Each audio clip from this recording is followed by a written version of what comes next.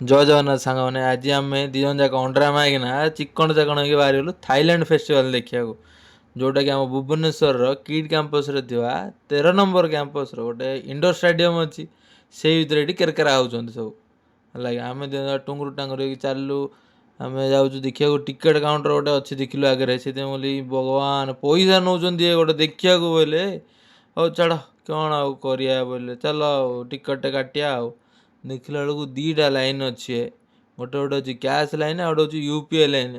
ତ ଆମେ ତ ବଡ଼ ବଡ଼ିଆ ଲୋକ, ଆମେ ଛୋଟକାଟିଆ ଲାଇନ୍ ଯିବୁ କି ଆମେ?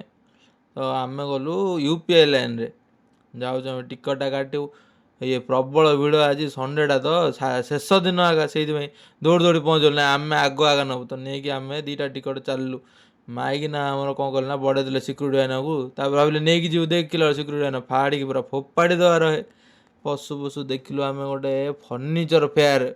ତ ମାଇକିନା କହିଲା ଆମର ଏଇଟା ଗୋଟେ ନେଇକି ଯିବା, ଆମ ଘରେ ପକାଇବା। ମୁଁ କହିଲି ହଁ ଲୋ, ଏତେ ତୁ ନେନି ଲୋ, ପ୍ରବଳ ପଇସା ହେଇଗଲାଣି ଆଉ। ଦେଖାଯାଉନି କେତେ ଟଙ୍କା ଗୁଡ଼ା ଲେଖା ହେଇଥିବ, ଆମ ଘରେ ଜାଗା ଆଗା ନାହିଁ। ତାପରେ ଦେଖିଲୁ ସୋଫା। ସୋଫା ମାଇକିନା କହିଲା ଗୋଟେ ସୋଫା ଗୋଟେ କିଣି। ଦେଖିଲା ନାହିଁ ବସି ପଇଲା, କହିଲା ମୁଁ ହେଉଛି ରାଣୀ, ତମେ ଅଛ ମୋର ସର୍ଭେଣ୍ଟ। ବୋଲି ବୁଆ ଏମିତି କ'ଣ କହୁଥିଲ, ଚା ବୁଲିଆ।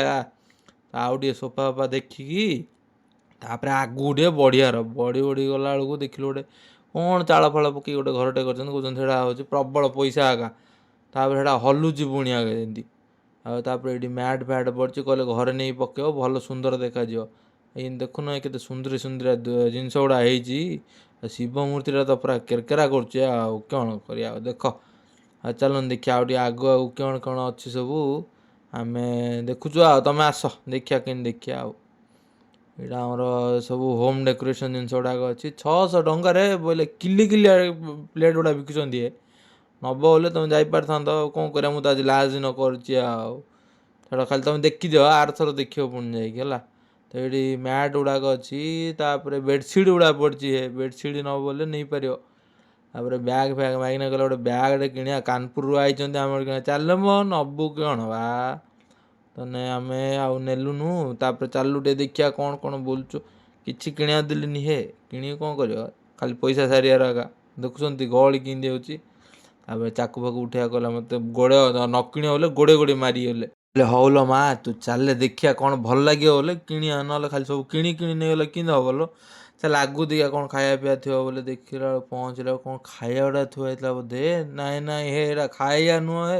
ଏଇଟା ପ୍ଲେଟ୍ ଗୁଡ଼ାକ ଆଉ। କହିଲା ଖାଇବ। ତାପରେ ଏଇଟା କହିଲା ପୋର୍ଟେବୁଲ୍ ଚୁଲା, ମୁଁ ଘରୁ ନେବୁ। ନାଇଁ ତାହେଲେ ଖାଇବା ଦେଖିବା।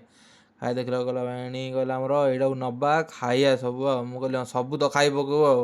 ଏଇଟା କ'ଣ ଲାଙ୍ଗୁଡ଼ ଭଳିଆ ଝୁଲୁଛି ବୋଲି କହିଲା। ତାପରେ ଦେଖିଲା ବେଳକୁ ସେଇଠି ଦୁବାଇରୁ ଆଇଥିଲେ, ହବିବି କମ୍ ଟୁ ଦୁବାଇ କହିଲେ। ଆଉ ଏଇଠି ତ ବେଲି ଡ୍ୟାନ୍ସର ଡ୍ରେସ୍ ଗୁଡ଼ା ସବୁ ଥୁଆ ହେଇଛି କ'ଣ ଏମିତି ସବୁ। ତାପରେ ଥାଇଲାଣ୍ଡ ଆଇଲା ବେଳକୁ ଦେଖିଲ ଦୁବାଇ ଜିନିଷ ଗୁଡ଼ା ମିଳିଲା। କ'ଣ ମୁଁ କିଛି ବୁଝିପାରିଲିନି ଆଗ। ଆଉ ଏଠି ପିରାମିଡ଼ ହେରିକା ରଖା ହେଇଛି। ମୁଁ କହିଲି କ'ଣ କୁଆଡ଼େ ପଳେଇଲେ। ତାପରେ ମାଗିନା ପୁଣି ଯାଇ ଠିଆ ହେଲା ଖାଇବା। ମୁଁ କହିଲା ମୁଁ ଏଇଟା ପାମ୍ପଡ଼ ଖାଇବୁ ବୋଲି। ପାମ୍ପଡ଼ ନହେଲେ ଏଇଟା ଗୋଟେ କ'ଣ ଗୋଟେ ହେଇଛି ଜଣା ନାହିଁ, ଆଉ ପାମ୍ପଡ଼ ଖାଇବୁ।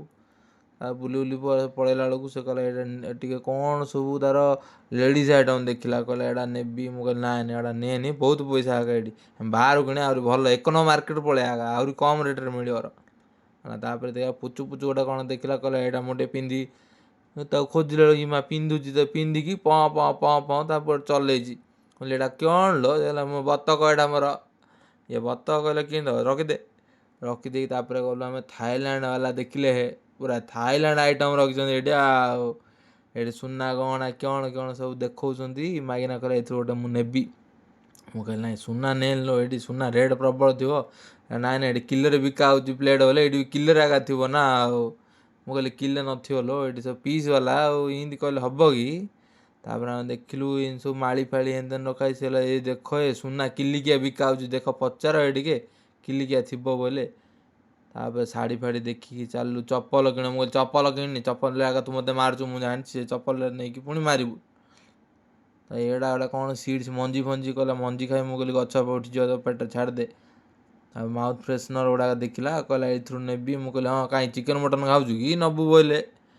ତାପରେ 200 ଟଙ୍କାରେ କ'ଣ ବହି ବିକ୍ରି ହେଉଛି। ତୁମେ ଆଣିବ ବୋଲେ ଯାଇପାରିଥାନ୍ତ ଯେ, ଆଉ ଛାଡ଼। ଏ ତ ଓଭେନ୍ ଭଳିଆ କାମ କରୁଛି। ମାଇନା କହିଲା ମୁଁ ଏଥିରୁ ଖାଇଦେବି କହିଲି ଖାଇଦେଇ ପଳେଇଲା ଦୌଡ଼ି ଆଗା।